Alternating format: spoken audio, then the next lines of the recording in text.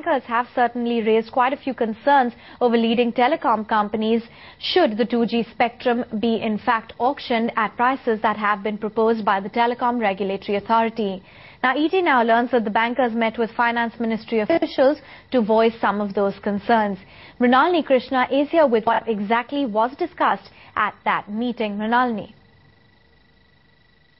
Well, what we are picking up from sources is the fact that PSU bankers met with Finance Ministry officials and raised concerns over the lending to telecom companies over the spectrum auction. Now, what we are picking up is that bankers have said that the proposed price is very high, and at this price they will not find it very easy to lend to telecom companies to garner spectrum. What we are being given to understand is at a reserve price of over 3,000 rupees, the exposure of the banks to lending to telecom companies for the spectrum auction will exceed 4 lakh crore rupees. Remember, PSU banks already have an exposure of over 1 lakh crore rupees to telecom companies, and after the uncertainty in the telecom sector, they're not able to justify this large exposure to telecom companies.